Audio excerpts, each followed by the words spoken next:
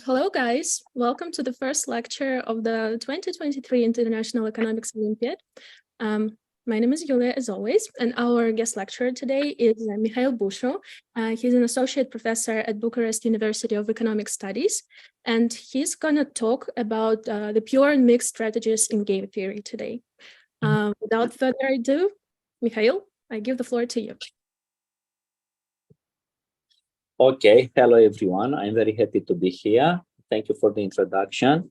When I was in high school, I was at the Olympiad in mathematics, not in economics, and now I'm very happy to give this lecture for the best students. So today, my presentation is about pure and mixed strategies in game theory. Probably some of you already know some basic things about game theory. So I will start with some basic presentations, and then I will continue with the more advanced topics. And also we'll go over some problems. And at the end, we will have a question and answer session. So meantime, if you have some specific questions, you could write in the text. Otherwise, at the end, we could have a conversation regarding what I have presented. Okay, so now let me open the presentation that I have. Okay, I hope you could see. Okay, looks fine. So I will start right now. And we will have a conversation at the end of the presentation. So we will start with some game theory topics. As you probably already know, game theory models strategic behavior by agents who understand that their actions could affect the actions of other players. So a game consists of a set of players. We will focus in general on players with two competitors or three. We also have a set of strategies for each player, and then the payoffs to each player for every possible list of strategy choices by the players. A two-player game, it's a game where we have two players, and each of the players have two choices that he could make. We'll start with a simple example of a two-player game. Let's call the players A and B. Player A has two strategies. We'll call them up and down. And for B, we will call them left and right because we have a 2x2 matrix. So the table showing the payoffs to the both players for each of the four possible strategies combinations, it's the game's payoff matrix, right? Because each player has two choices, so 2 times 2 would make a 2x2 matrix. Like in this example, where we have player A with two choices to choose up and down, and player B to choose left and right, this is the game payoffs matrix. So player A payoffs is shown first. So for example, when you see 3 and 9, it means that player A have chosen up, and the payoff matrix he had got 3, and for player B left. So in this case, if player A is choosing up and player B is choosing left, then player A will get 3 and player B will get 9. Mikhail, I'm sorry to interrupt you. We do not see the slide switching, unfortunately. So we are still on the title slide right now. Okay. It's good that you told me, because on my side, let me retry this.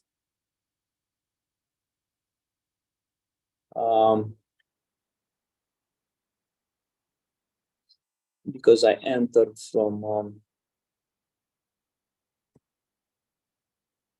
just a second.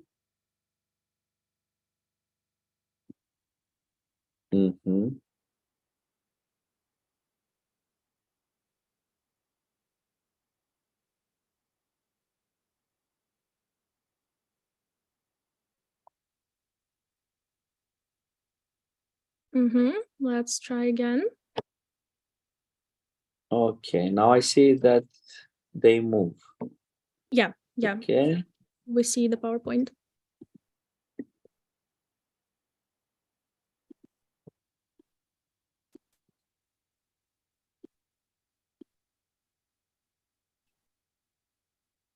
It was Yeah, not but full when screen. I move,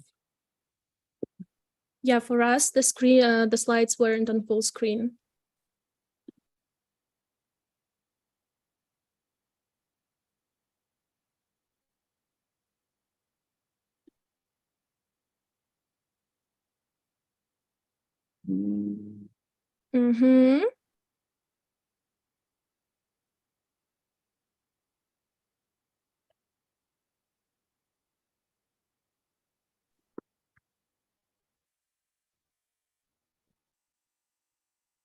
but you still see one slide.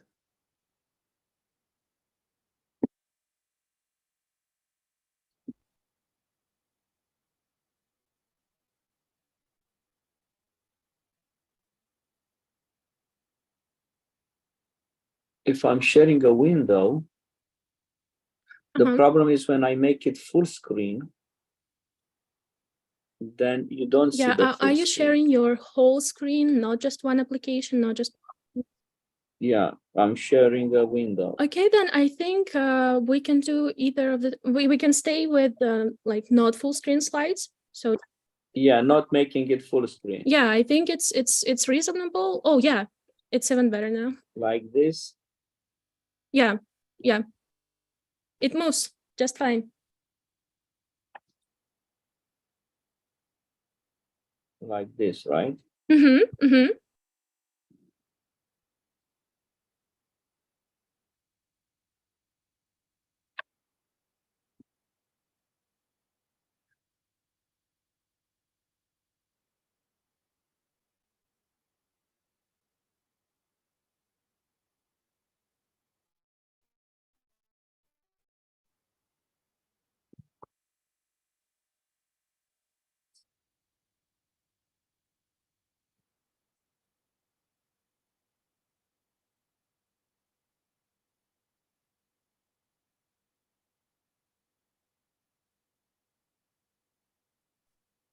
Michael, would you need a minute or two to prepare?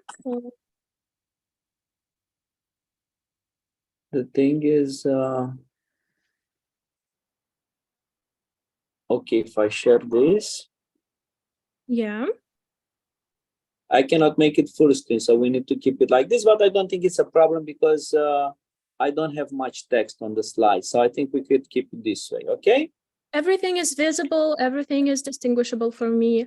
Guys, maybe some thumbs up in the chat if you can see it fine too. Yeah, so we were here, I think. Okay, great. So let's take it from here. So we started with an example of a two-player game, okay, where we have player A and player B. The choices of player A come first, and the choices of player B come second. Okay, so for example, if player A is choosing up and player B right, then player A will get 1 and player B will get 8. Okay, for example, if A plays down and B plays right, then A payoffs is 2, as we could see in pink, and B's payoff is 1.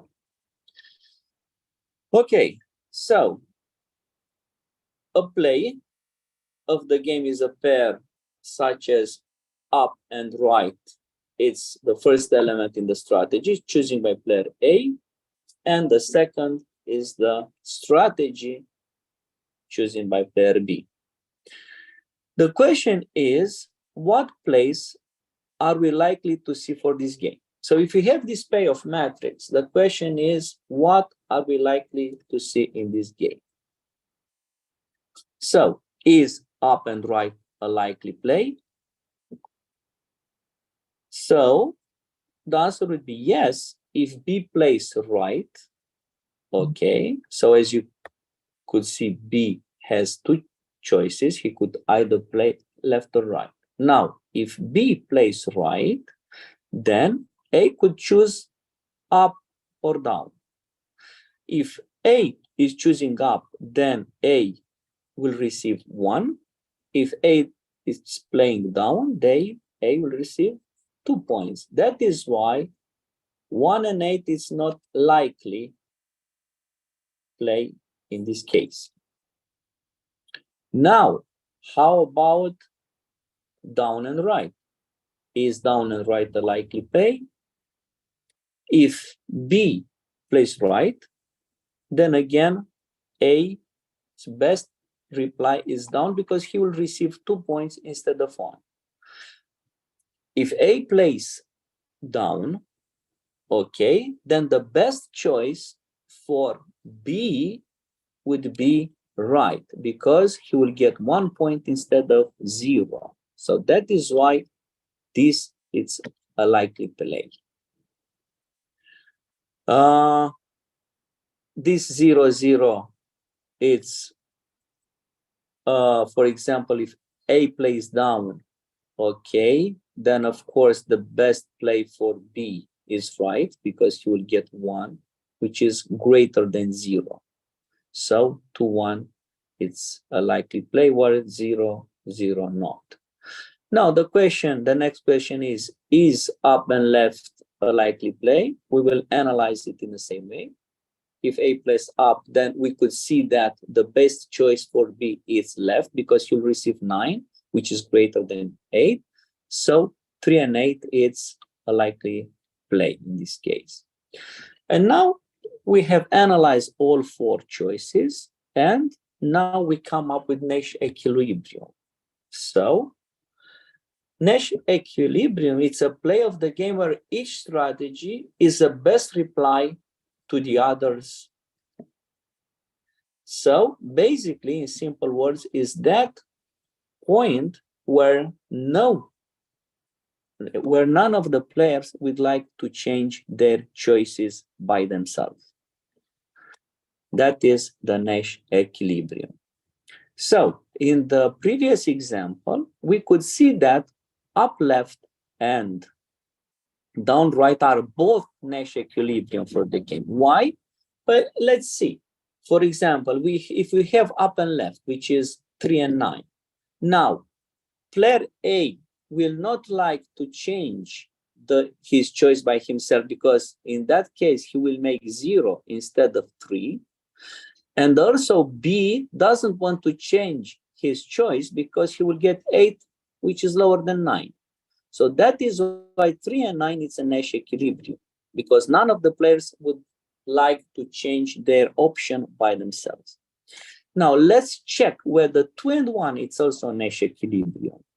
Well, from 2, 1, player A will not like to change his choice because he will make 1 instead of 2. And also, player B will not like to change his option because he will receive 0 instead of 1. Okay, now we will move to the prisoner's dilemma. I'm sure that prisoner's dilemma is something that you heard in the past. We will briefly go through this and then we'll continue with pure and mixed choices. So, in order to see the Pareto preferred outcomes, you know what Pareto efficiency is. So Pareto efficiency or Pareto optimally is an economic state where resources cannot be reallocated to make one individual better off without making at least one individual worse off. That is why, in order to see Pareto preferred outcomes, we must see the play of the game, which is considered a famous second example of a two-player game called the Prisoner's Dilemma. You probably heard of it's Bonnie. You know who Bonnie and Clyde are, two famous thieves in the past. So this is the Prisoner's Dilemma. Okay, we have Bonnie and Clyde. We have two choices for each of them. Basically, they were caught, by the policeman doing some, bad thing, but the policeman doesn't have enough evidence to convict them for a murder. they have some evidence to convict them for a felony.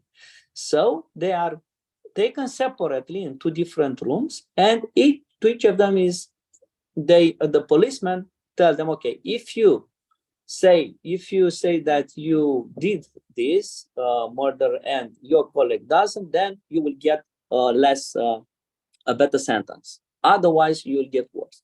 So we have these two choices for each of them. Okay, we have this S and S for Bonnie and for Clyde. And okay, to confess and to not confess. So we see what is the payoff matrix. And the question is, what place are we likely to see for this game? And that is when we start to analyze. So for example, if Bonnie plays silent and Clyde with confess, then we'll see that we will get this. So again, if Bonnie plays silent, then Clyde could decide to either be silent or to confess. If Clyde is silent, we'll get -5.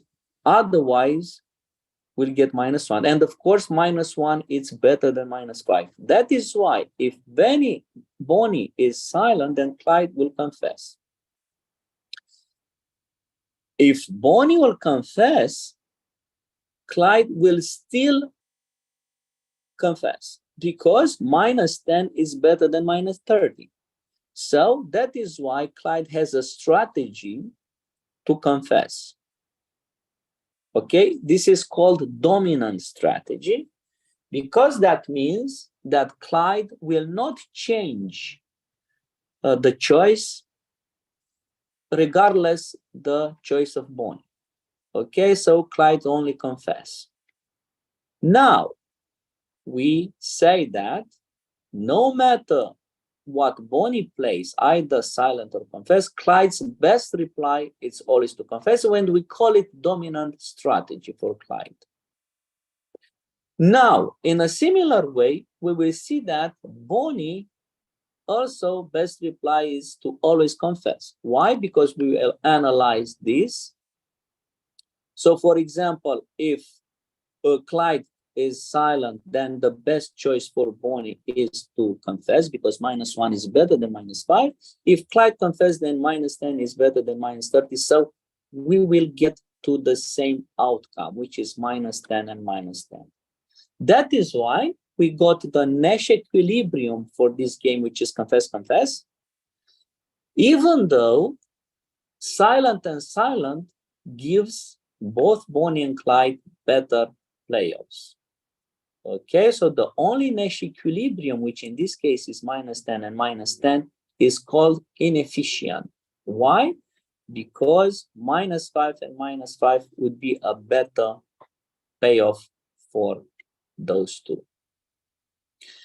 So, in both examples, as we have seen, the choice of the strategies are simultaneously.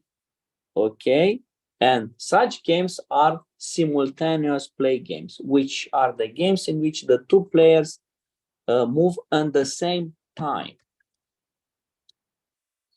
But sometimes the games are not simultaneous, they are sequential.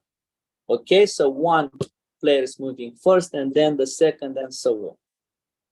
Okay, in this kind of games, the player who plays first is the leader, and the player who plays second is the follower. Sometimes in such games, we could have more than one Nash equilibrium. Actually, we could have 0 Nash equilibriums. We could have 1 Nash equilibrium or 2 Nash equilibrium, as in the previous example.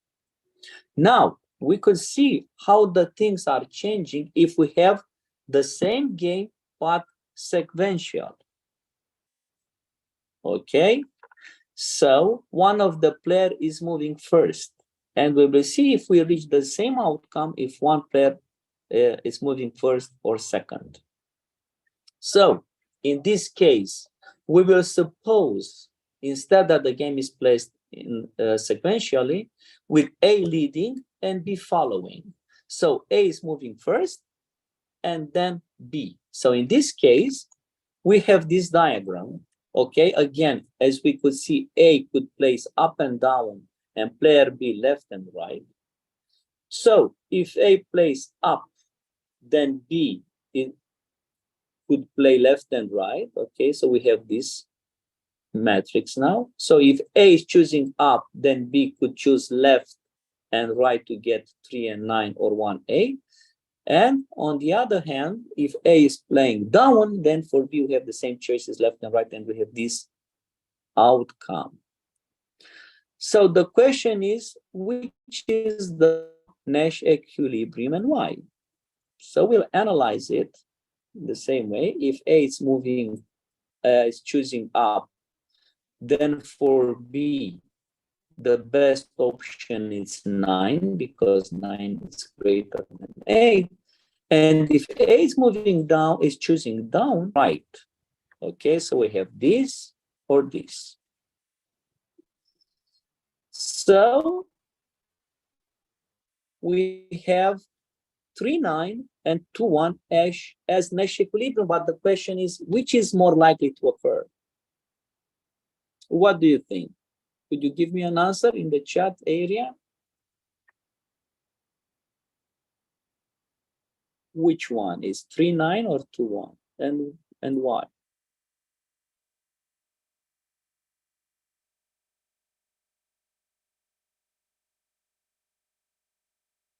Okay, very good. Very good. Why? Because A knows that if A is choosing up, then B will definitely choose left. And if A is choosing down, then B is choosing right. So A will choose between 3, 9 and 2, 1. And A is thinking, okay, for myself, which one is the best? Of course, this one. Why? Because 3 is greater than 1. So that is why A will choose up, because A knows that B will choose left. So more likely to occur is 3 and 9. Very well. Okay. Okay, so this is pure strategy. What is a pure strategy? Because now we basically are moving to what we want to do. A pure strategy is a strategy when a player is choosing either up or down. For B is choosing either left or right. But sometimes we will see that we cannot get a Nash equilibrium. So if we cannot get a Nash equilibrium using pure strategies, then we will choose mixed strategies. And mixed strategies come with probabilities, which means that with the probability P, player A is choosing up, and with probability 1 minus P is choosing down. Same for player B. With probability Q, it should be different than P. With probability Q, player B is choosing left, and with probability 1 minus Q is choosing right. That is a mixed strategy, okay? So we have, in this case, up and down for player A, pure strategy, and for player B, left and right. So the question is, must every game have at least one pure strategy Nash equilibrium? Okay. So what do you think is the equilibrium in this game? Could you answer using text? This is a pure strategy game. Okay. It's simultaneous. Okay, it's not sequential. So the question is, if this game has a Nash equilibrium.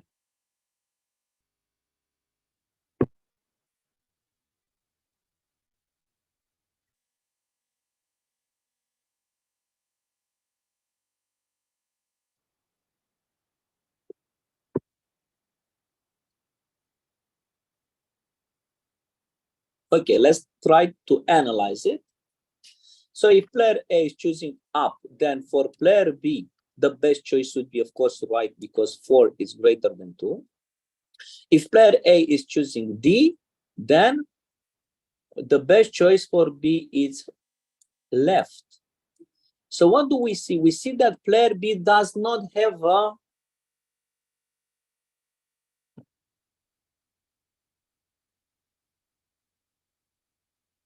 player B does not choose the same choice. Okay, once is choosing left and once is choosing right. So it doesn't have a dominant strategy because it's changing the choice. Now, let's assume that player B is first moving left, then for A, up it's better than down because we have 1 greater than 0, so A will choose up. If B is choosing right, then player A is choosing down because 0 is less than 3. So we conclude that neither A nor B is having a dominant strategy.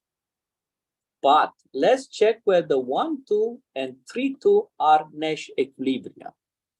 Let's choose 1, 2, because as we have discussed, we could have a problem in which none of the players have dominant strategy, but we could have Nash equilibria. Let's check whether 1 and 2 it's a Nash equilibria. So from this point, what do you think? A or B would like to change their option? Of course, B would like to change his option because he will make 4 instead of 2. So yes, which means that 1 and 2, it's not a Nash equilibria. 3, 2. So from this position, 3 and 2, player A would like to change his choice because, not A will not like to change his choice because he makes 0 instead of 3, but player B would like to change his choice because he will make 5 instead of 2. So again, this is also not a Nash equilibrium, okay? Whereas we have C, up left is not a Nash equilibrium, 3, 2 is not a Nash equilibrium, and 0, 4 and 0, 5 also, they are not Nash equilibrium, which means that we have a problem in which we don't have Nash equilibrium with pure strategies. That is why we need to move to mixed strategies. So when we have a game with no Nash equilibrium in pure strategies, we could try to get one in mixed strategies. And now we are moving to mixed strategies. What is a mixed strategy? It's a strategy in which both players have choices attached with some probability. Okay, so player A, as I have mentioned before, player A selects a probability distribution. I called it PU and 1 minus PU. You know that the sum of the probabilities is 1. So that is why we have PU and 1 minus PU, which means that with probability pi U, player A will play up, and with probability 1 minus pi U will play down. Player A is mixing over the pure strategy up and down. Okay, same situation we have for player B. Player B has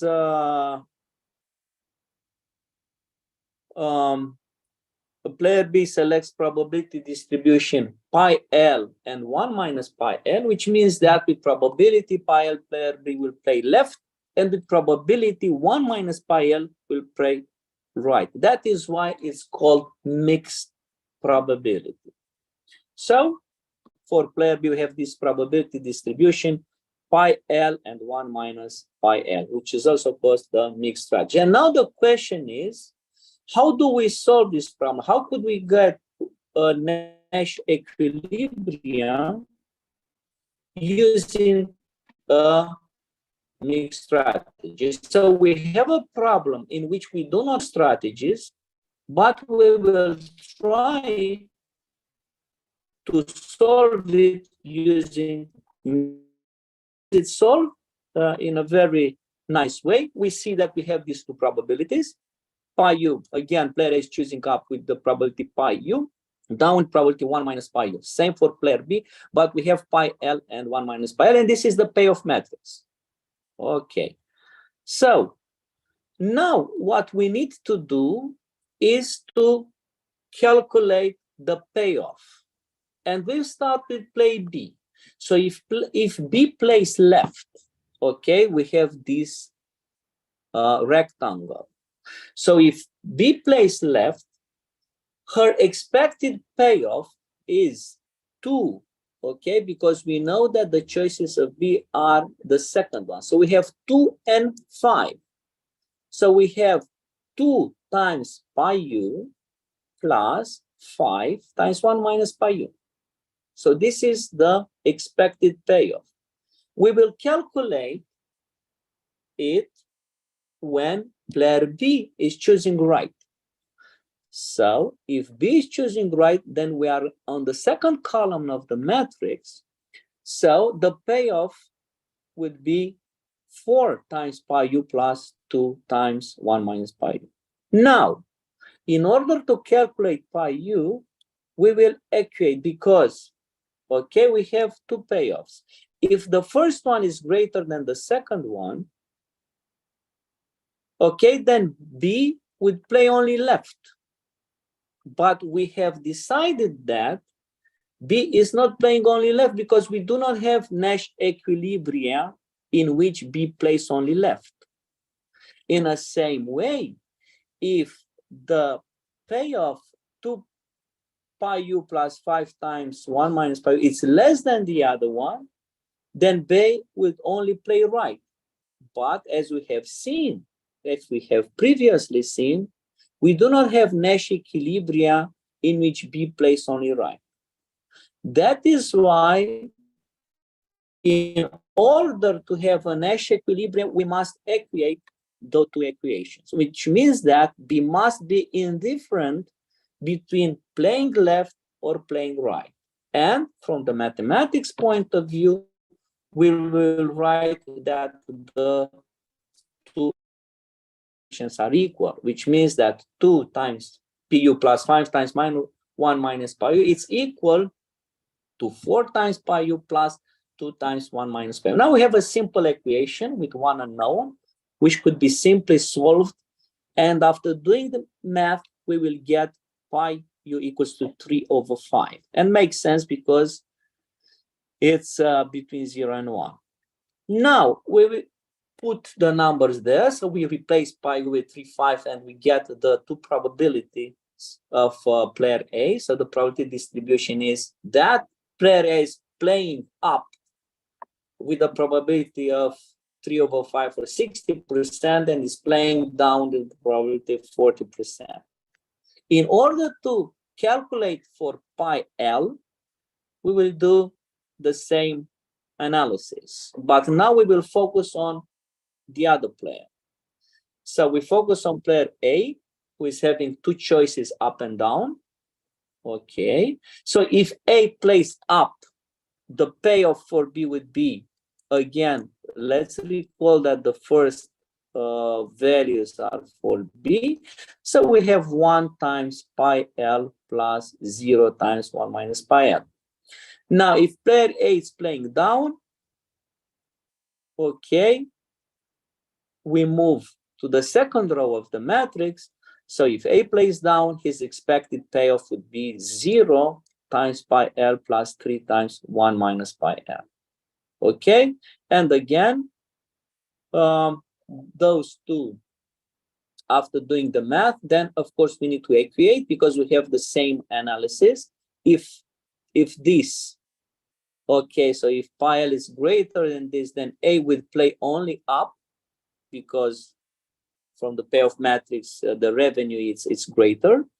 But as we have discussed, there is no Nash equilibria in which A plays only up. In the same way, it's not less than 3 times 1 minus pi L because otherwise A would play only down. and we know that there is no Nash Equilibria in which A plays only down, so we conclude that those two must be equal. So we have pi L equals to 3 times 1 minus pi L, which after doing the math, we will get 3/4. That the second probability is 3/4. So the conclusion is that the only Nash equilibrium has A playing the mixed strategy, 3/5 and 2/5, and has B playing the mixed strategy, 3/4 and 1/4. And now we go to the next step where we calculate. Could you do this? Please try to do it and send me the answer in the chat area. So now we need to know how much will they make. What is the utility function for player A and for player B using those two probabilities. Okay, I will let you think 1 minute and then we will continue.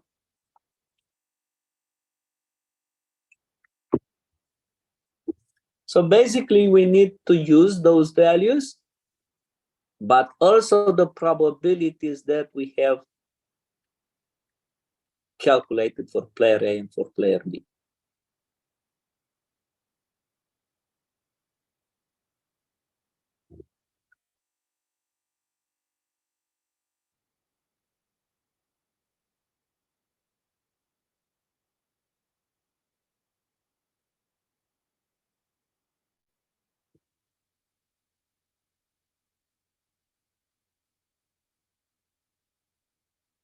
Okay, I already got some answers, which is very fast, to be honest. I know it takes some time. It's not very advanced math to to do the computation, but it's we need to pay attention to the numbers. Okay, so let's move on. It's quite simple. We will calculate in each cell the payoff. So, for example, in the first cell, we have 1 and 2. 1 is the payoff for A and 2 for B. But then we need to multiply with the probabilities. Okay, so in the first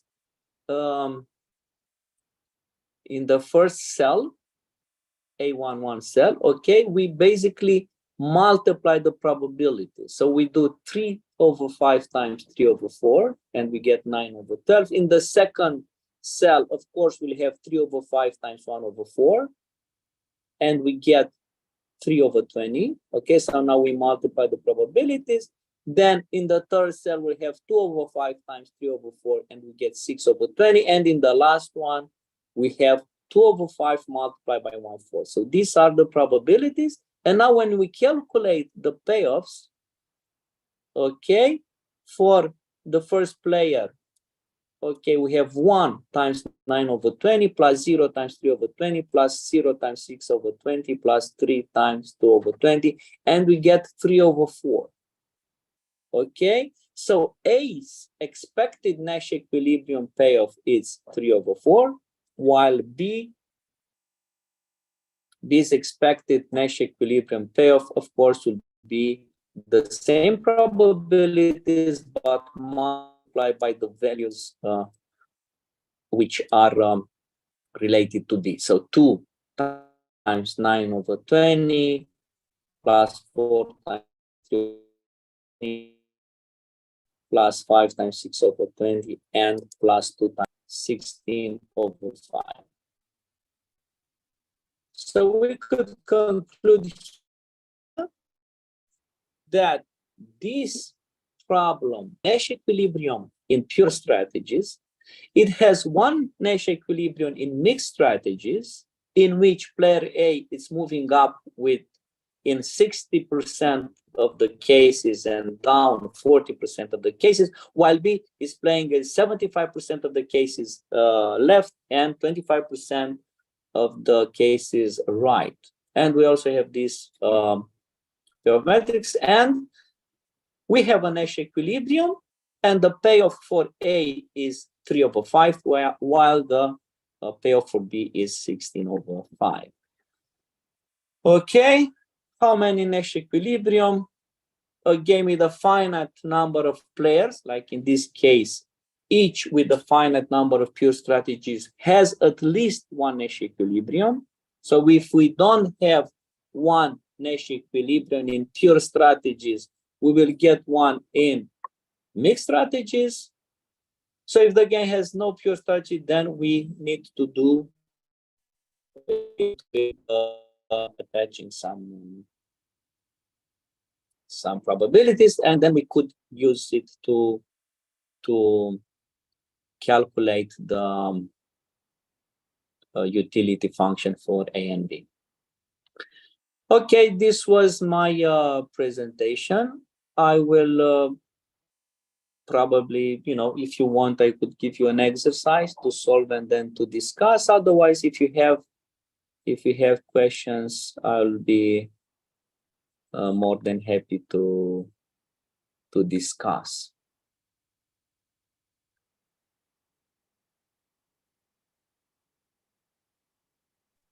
Okay, we have Eric asking. We are asking you to send the questions in the chat, but maybe, Mikhail, if you don't mind, we can offer the guys to turn the microphones on if they wish to. Yeah, definitely. Okay. Give me a second for that. At the same time, we have a question in the chat now, so you can answer that and then proceed to it. Yes.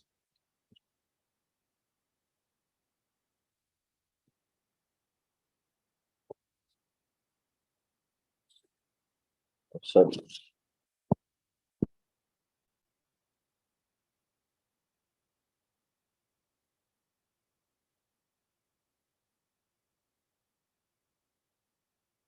Yes, so if you can get the PDF copy of the presentation after the lecture, yes, I will send it to Yulia, and she could send it to you. Sure, no problem.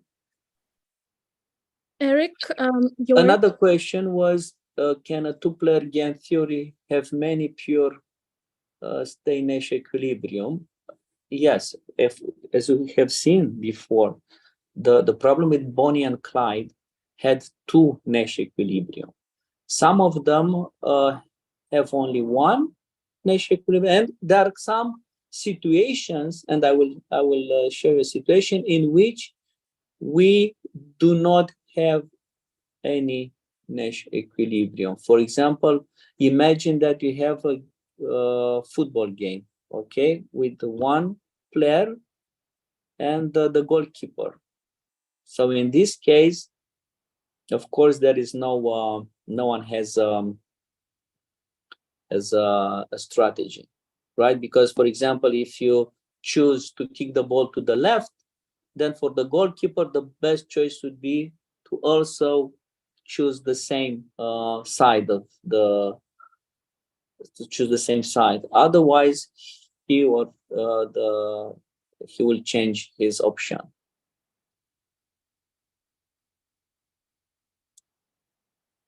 Yes, chase could be an application of a sequential game theory, but not with only two choices. There are many other choices.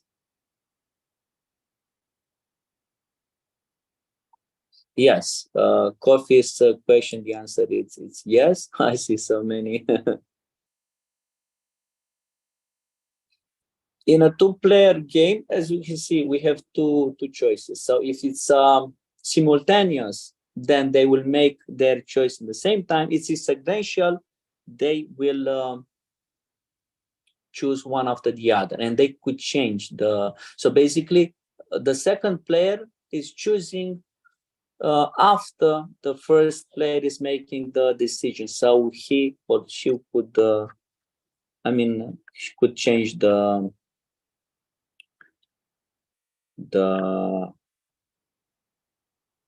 choice.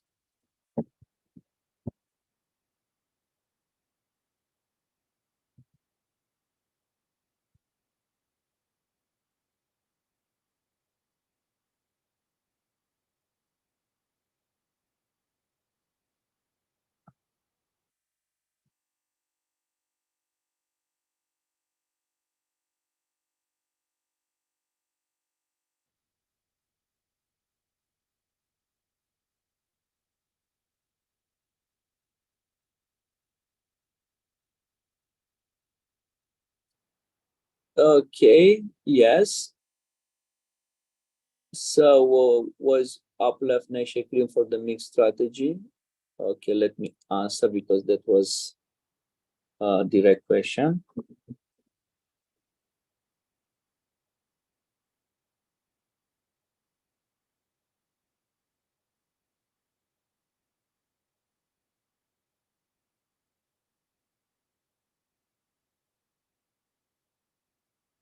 Okay, so the infinite games, I will give you some materials regarding this.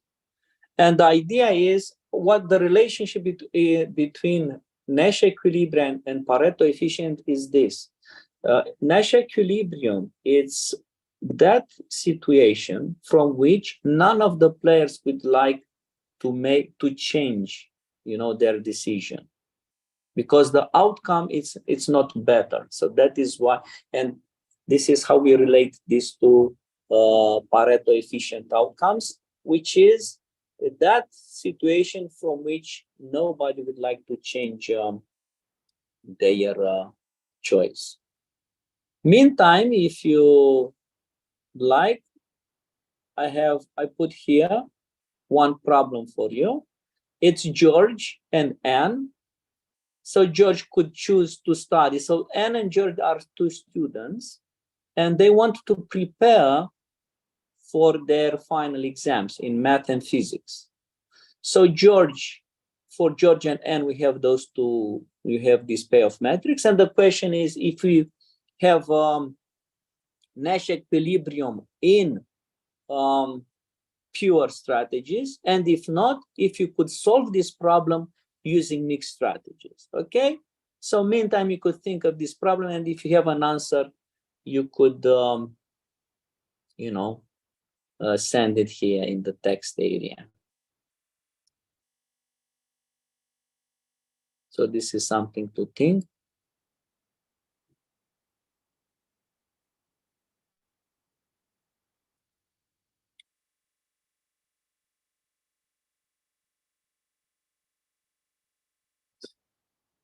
The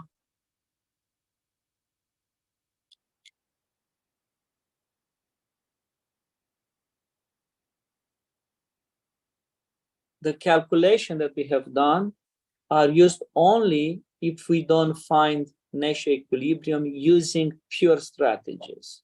So if you don't, let's say that you have, like in this case that I showed you. First of all, we need to check whether we have a Nash equilibrium using pure strategies. And if we don't have one, we will try to find a Nash equilibrium using mixed strategies, which means that we allocate two probabilities, P and Q. Okay, so we'll have P and 1 minus P, then Q and 1 minus Q, and then calculate P and Q.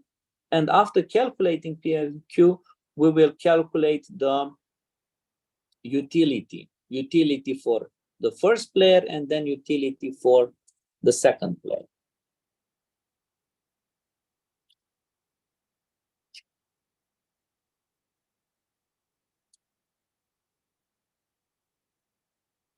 So in this problem, first of all, we need to check whether we have Nash equilibrium using pure strategies. Okay, so if George is choosing math, then the best option for Anne, of course, would be math, because she will get 6 instead of 4.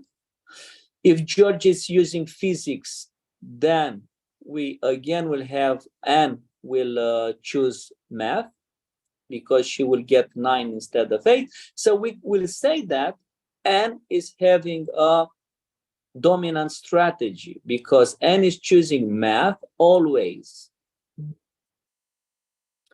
Now, if Anne is choosing math, then the best choice for George would be math, because he will get 10 instead of 7.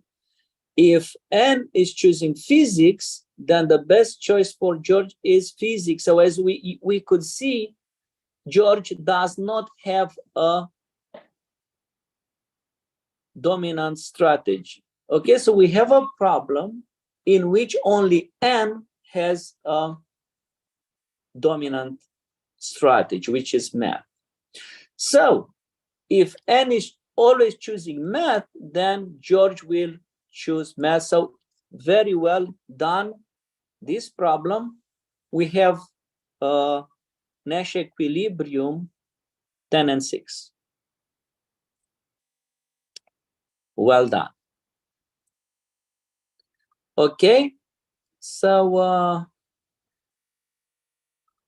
for Nash equilibrium is not possible. We could have 0 Nash equilibrium. We could have 1 Nash equilibrium, like this problem we did before with 1 Nash equilibrium, or we could have 2 Nash equilibrium. So 0, 1, and 2. And we did an example with each case. So we did an example with 0, with an outcome at 0 Nash equilibrium, another one with 1 Nash equilibrium. And when we have 0 Nash equilibrium, then we need to use a mixture. Exactly, Anushka. So basically, if you find a Nash equilibrium using pure strategies, then you do not need to go further to try to find a Nash equilibrium using mixed strategies. So mixed strategies we use only if we do not get a Nash equilibrium with pure strategies.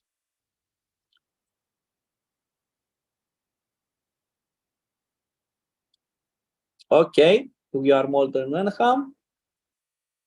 So if you have other questions, if not, as I have promised you, I will send this presentation to Julia, and she will provide you the presentation. Absolutely. Thank you very much, Mikhail, for the wonderful. Thank you very much, Julia. Thank you very much, all of you. I wish you good luck with your work, and looking forward to seeing you some other time. Absolutely. Thank you, guys. Thank you very much. Already said, I will distribute the recording and all the files in the WhatsApp chat. And we will also have the second lecture today. Let's have a 15-minute break real quick. And after 15 minutes, I will be waiting for you back here.